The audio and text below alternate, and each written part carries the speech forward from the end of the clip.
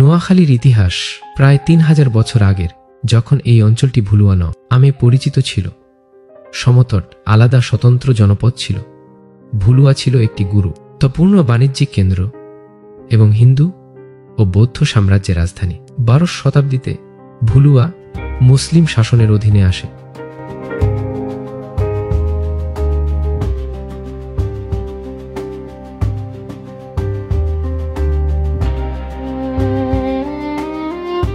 ষোড়শ শতাব্দীতে এটি মোগল সাম্রাজ্যের অংশ ছিল। এই সময় ভুলুয়া একটি গুরুত্বপূর্ণ বন্দর এবং অঙ্গ বাণিজ্যিক কেন্দ্র ছিল। ১৭৫৬ সালে British east India company Bhulua দখল করে।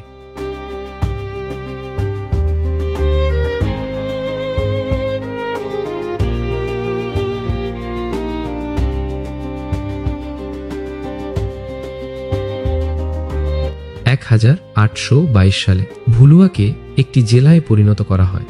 ১৮৬৮ সালে ভুলুয়ার নাম পরিবর্তন করে নোয়াখালী করা হয়। ১৯৪৭ সালে নোয়াখালী পাকিস্তানের অংশ হয়।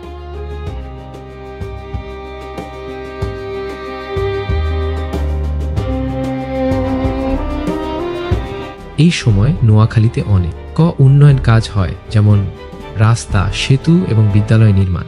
১৯৭১ সালে বাংলাদেশ স্বাধীন হয় এবং নোয়াখালী বাংলাদেশের একটি জেলা হয়। এই সময়ে নোয়াখালীতে অনেক উন্নয়ন কাজ হয়, যেমন বন্দর নির্মাণ, বিদ্যুৎকরণ এবং শিক্ষা বিস্তার।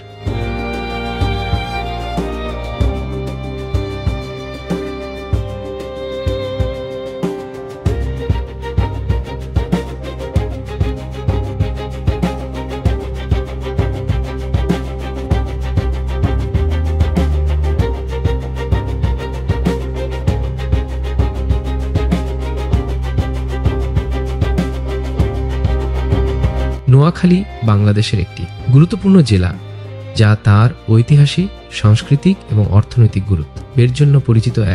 নোয়াখালী রয়েছে স্বতন্ত্র ইতিহাস ও নিজস্ব ভাষা।